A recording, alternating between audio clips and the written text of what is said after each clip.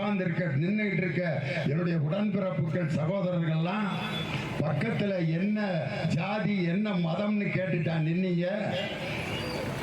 எதுவுமே தெரியாமர்கள் தமிழர்கள் என்று ஒற்றுமையோட இன்னைக்கு நம்ம நிக்கிறோம்னா இதுக்கு பேர் தான் திராவிட மாடல். மதம் நெறி என்பது இந்த புதுக்கோட்டையில கிடையவே கிடையாது. இன்னைக்கு பாத்தீங்கன்னா இந்த புதுக்கோட்டையில திருவப்பூர் மாரியம்மன் பூச்சொரிதல் விழாவுக்கு நிஜாம் பாக்கு சஃபியுல்லா பாய் நிகழ்ச்சி நடத்தி மாரியம்மன் கோயிலுக்கு மண்டபப்படி நடத்துவாரியா புதுக்கோட்டையில. அதே மாதிரி புதுக்கோட்டையில இருக்கிற சர்ச்சுக்கு பாய் வருவாரு, மாரியம்மன் கோயில் ட்ரஸ்டி சர்ச்சுக்கு வருவாங்க, பிஷப் கூட ஒன்னா உட்கார்ந்து இருப்பாங்க. இந்த ஒற்றுமையை குலைக்க போகின்ற ஒரு மதவெறி பிடித்த நாசகார சக்தி தான் பாரதிய ஜனதா. அதை ஓட ஓட விரட்ட போகின்ற தேர்தல் தான் இந்த ஏப்ரல் 19ஆம் தேதி நாம் சந்திக்க போகின்ற தேர்தல். நான் ஒரே ஒரு செய்தியை மட்டும் நான் சொல்றேன். இன்னைக்கு பாத்தீங்கன்னா இன்னைக்கு இந்தியா கூட்டணியினுடைய வெற்றி இன்னைக்கு உறுதியாகிட்டு இருக்கு.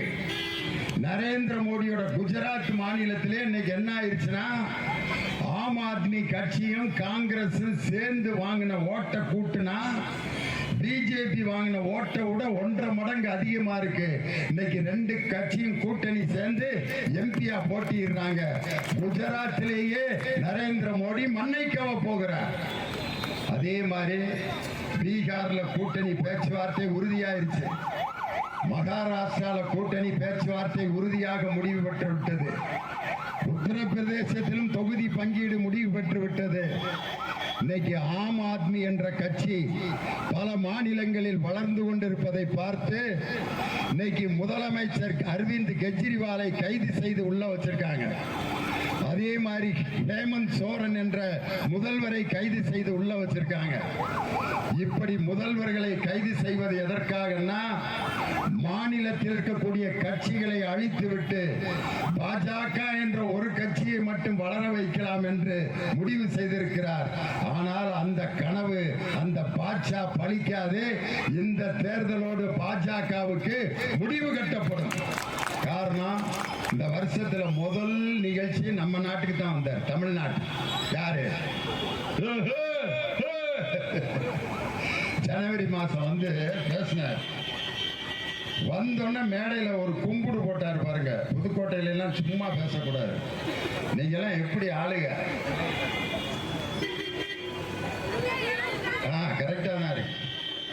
இப்படி ஒரு கூழ கும்பிடு போடுற ஆளை உலகத்துல பிரதமரை பார்த்திருக்கீங்களா ஐயா? மேடையில எப்படி பெண்டு பாருங்க, பாதி இடுப்புக்கு வந்துருச்சு மண்டை. உலகத்துல யார வேணாலும் நம்பலாம்.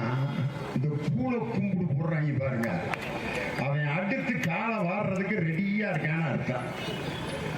ஒருத்தன் சுப்பிரமணியன் ஒருத்தன் கலெக்டர் ஆஃபீஸ்ல வேலை பார்த்தேன். கலெக்டர் வீட்டுல பியூனு சுப்பிரமணியே அப்படின்னா ஐயா ஐயா ஐயா ஐயா சொல்லுங்க ஐயா. செயற்பட்டு வைப்பேன், வேட்டி எடுத்து கொடுப்பேன். ஐயா ஐயா ஆமாங்க ஐயா இல்லைங்க ஐயா தெய்வம் ஐயா என் ஜாமி என் ஜாமி என் ஜாமி ஐயா. யாரு? சுப்பிரமணியம். ஒரு நாள் கலெக்டர் வாரத்துக்கு ஒரு நாள் அந்த ஆபீஸ் அவர் வீட்டில் இருக்க கேணியில குளிப்பாரு. கலெக்டர் கேணியில வாளியில தண்ணியை இறைச்சி குளிச்சுக்கிட்டு இருக்காரு. சிலிப்பாகி கேணிக்குள்ள விழுந்துட்டாரு. யாரு? கலெக்டர். உள்ள விழுந்த கலெக்டர் சுப்பிரமணிய சுப்பிரமணிய அப்படின்னு கத்துறாரு. ஐயா வர்றான் சுப்பிரமணி வடிவேல் மாதிரியா. தெய்வமே என் தெய்வம் கேணியில விழுந்துருச்சுனா ஐயோ எப்படியாவது காப்பாற்றணும்டான்னு ஒரு பெரிய கயிறை போட்டு கலெக்டர் பிடிச்சி ஏறுறாரு. தெய்வமே ஏறி வாங்க ஏறி வாங்க. கலெக்டர் ஏறி வந்துகிட்டு இருக்காரு. திடீர்னு சுப்பிரமணியத்தை ஒருத்தன் வந்து சொல்றான், கலெக்டரை பக்கத்து மாவட்டத்துக்கு மாத்திட்டாங்கடான்னு. புது கலெக்டர் வந்துட்டாரு அப்படின்னு சொன்ன உடனே கைத்த விட்டுட்டேன். கலெக்டர் மேட்ரு முடிஞ்சிருச்சு. இது வேற யாரும் இல்ல, நரேந்திர மோடி தான். இந்த கும்பிடு போடுற ஆளு என்னைக்கு வேணாலும் யார வேணாலும் கவுத்துருவான். காரணம் இன்னைக்கு அதிமுகங்கிற கட்சி செதறி சின்ன பின்னமாக இருக்கு. காரணமே அவர் முதல்ல யாருக்கு ஆசீர்வாதம் பண்ணாருன்னா சசிகலா அம்மா தலையில கை வச்சு அம்மா மேரேமா அப்படின்னாரு. பாவம் அந்த அம்மா கண்ணீர் விட்டு அழுதுகிட்டு இருக்கு. அடுத்து கட்டி பிடிச்சாரு ஓ பன்னீர்செல்வத்தை. இப்ப ராமநாதபுரத்துல பிளாப்ளம் வந்துகிட்டு இருக்காரு அவர். ஒவ்வொரு கட்சியா கெடுத்து கெடுத்து நாசம் பண்ணி ஒரு குட்டிச்சவர் ஆக்கி இந்தியாவையே நாசக்காடு ஆக்கிய ஒரு நடிகர் யாருனாக்கா அவர் தான் நரேந்திர மோடி. கவர்ச்சியான வார்த்தைகள் ஒரு மனிதனுக்கு எந்த பயனையும் கொடுக்காது. அதே மாதிரி ஒரு சவிக்கம் இல்லாதவன்கிட்ட போய் மாமா நான் இருக்கேன் மாமா, உனக்கு ஒன்றும் ஆகாது மாமா, பயப்படாது மாமா. இதே மாதிரிதான் போன வாரம் எங்க பெரியப்பாக்கு நெஞ்சு வலி வந்துச்சு. 3 நாள் ஆகுது இறந்து. ஆனா உனக்கு ஒன்றும் ஆகாது, நான் பார்த்துக்கிறேன், என்னைய நம்பு. எழுப்பி பார்த்தா செத்துட்டேன். வார்த்தை ஒரு மாமனை உயிரை காப்பாத்துமா. மாத்திரை வாங்கி கொடுக்கணும், கஷ்டப்படுற நேரத்தில் மருந்து மாத்திரை கொண்டு வந்து கொடுக்கணும், பக்கத்தில் இருக்கணும். வெள்ளத்தால் எங்கள் தமிழக மக்கள் பாதிக்கப்பட்ட போது வந்து எட்டி கூட பார்க்காத நரேந்திர மோடி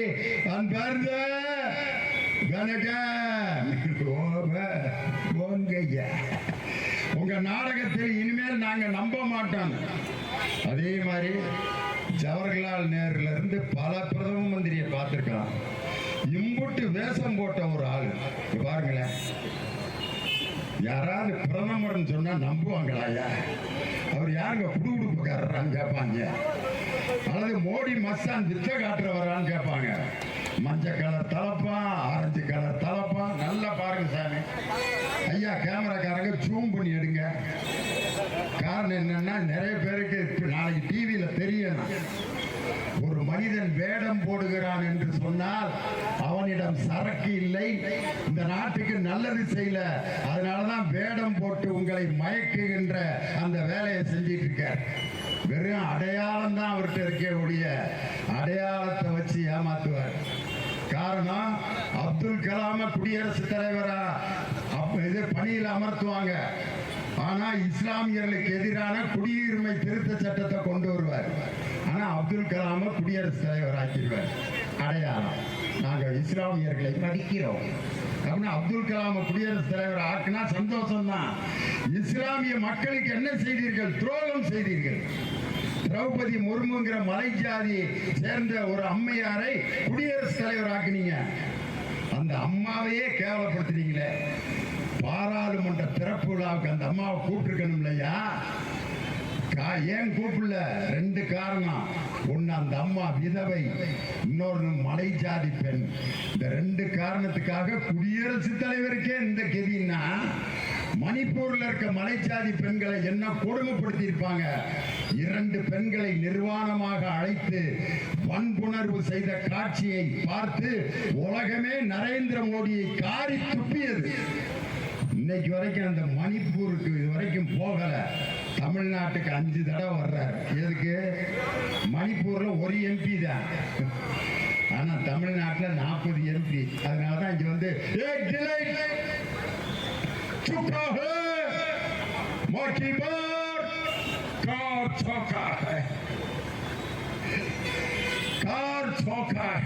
அப்படின்னா என்ன அர்த்தம்னா 400 இடத்துல ஜெயிப்பாரா. இப்ப நான் சொல்றேன், இந்தியா கூட்டணி கார் சோக்காக 400 இடத்துல ஜெயிக்க. காரணம் இந்தியா கூட்டணியுடைய அந்த கோரிக்கைகள் மிக வலிமையாக மக்களிடம் இன்னைக்கு சென்று கொண்டிருக்கிறது. மகாலட்சுமி திட்டம்னு வருடத்திற்கு 1 லட்சம் ரூபாய் ஏழை பெண்களுக்கு கொடுப்போம் அப்படின்னு ஒரு திட்டத்தை அறிவிச்சிருக்காங்க. இன்னைக்கு டோல்கேட் சுங்கச்சாவடி, அதுக்கு பேர் சாவடின்னு ஏன் பேர் வச்சிருக்காங்கன்னா பல பேரை சாவடிக்கிற இடம். அவசரமா யாராவது ஒருத்தர் சோகம் இல்லைன்னு கார் எடுத்துட்டு போவான், நிப்பாட்டிடுவேன். பையில ஒருத்தர்கிட்ட கூட காசு இருக்காது. 136 ரூபா கட்டுங்க. அப்புறம் கட்டுறேனே கட்டியா ஓரத்தில் நிப்பாட்டியா சாக பழக்க கிடக்குறாச்சு. எங்க அண்ணன் செத்தா செத்துட்டு போறாரு, என்ன 130 ரூபா சம்பளத்துல பிடிச்சிருக்கான், நிப்பாட்டுறான்னு. ஏழை மக்களினுடைய வயிற்றில் அடித்த அந்த சுங்கச்சாவடியை இனிமேல் ஒழித்து கட்டுவோம் சொல்லி இந்தியா கூட்டணி அறிக்கையில கொடுத்திருக்கு. என் சகோதரிகளுடைய 100 நாள் வேலை திட்டம், அவங்க வேலைக்கு போய் சம்பாதிக்கிறதுங்கிறது ஒரு பக்கம். அந்த 100 நாள் வேலையை 150 நாளா மாத்தி 150 ரூபாய் சம்பளத்தை 400 ரூபாயாக வழங்குவோம் என்று இந்தியா கூட்டணியும் திராவிட முன்னேற்ற கழகமும் இன்னைக்கு அதை வாக்குறுதி கொடுத்திருக்காங்க. என் சகோதரிகளை வீட்டில் இருந்தா என்ன சொல்லுவாங்கன்னா, வீட்டில் உங்க அம்மா உங்க வீட்டுக்காரங்க என்னடா செய்யுது, சும்மா இருக்கா. ஆனா ஒரு வீட்டில் அந்த பிள்ளைய பிறப்பிட விடுறதுக்கு அதுங்க படுற பாடு. அந்த அம்மா வேலைக்கு போகும், சடையை பின்னி பூ வச்சுக்கிட்டு அவரு சீக்கிரம் சோத்த போறது, ஏயா நாய் மாதிரி கத்துற, நானா நாய் மொட்டை நாய் ரொம்ப நாய் பேசாதா, நான் வேலைக்கு போனேன் அப்படிம்பாங்க. இப்படி சண்டை நடந்துட்டு இருக்கப்ப மயம் வருவான், ஏமா என் டவுசர் எங்க அப்படின்னா, உங்க ஒப்பாட்ட கேட்ற டவுசரை தேடுவாரு. அவரு டவுசரை எங்க இருக்குன்னு தெரியாம தேடிக்கிட்டு இருக்காரு. அவனை புறப்பட விட்டு சோத்த போட்டு பாதி இட்லியை ஊட்டிக்கிட்டே ஆட்டோல ஏற்றான். அவன் ஆட்டோல உட்காந்துட்டு பாதியை திம்பாங்கிட்டு ஊட்டுறதுக்குள்ள ஆட்டோக்காரர்கிட்ட போயிரு வாயி, அவர் நானும் சாப்பிடலக்கா கொடுக்க அப்படின்ட்டு ஒரு வாய் இட்லி அவரு வாங்கி சாப்பிடுவார். இப்படி கஷ்டப்படுற ஒரு பெண்ணுக்கு வீட்டுல யாராவது அந்த வேலைக்கு 1 ரூபா சம்பளம் கொடுத்தோமா, உங்கள் அண்ணனாக தந்தையாக மு.க. ஸ்டாலின் உங்கள் உழைப்பை அங்கீகரித்து மாதம் உரிமை தொகை 1000 ரூபாய் கொடுத்தார். அந்த ஸ்டாலின் ஐயா அமைத்த கூட்டணி தான் இந்தியா கூட்டணி. அந்த கூட்டணியினுடைய வெற்றி வேட்பாளர் அல்ல, நாளை திருச்சி நாடாளுமன்ற உறுப்பினராக பொறுப்பேற்க போகின்ற என் அருமை தம்பி துரை வைகோ அவர்களை தீப்பெட்டி சின்னத்தில் வாக்களித்து பெருவாரியான வாக்கு வித்தியாசத்திலே வெற்றியடைய செய்ய வேண்டும்.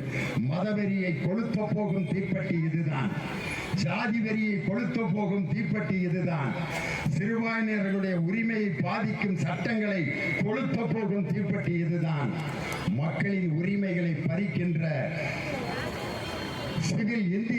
சிவில் சட்டத்தை கொளுத்த போகும் தீப்பெட்டி இதுதான், மத ஒற்றுமை என்ற தீபத்தை ஏற்ற போகும் தீப்பெட்டியும் இதுதான் என்று சொல்லி தீப்பெட்டி சின்னத்திற்கு மறவாமல் வாக்களியுங்கள்.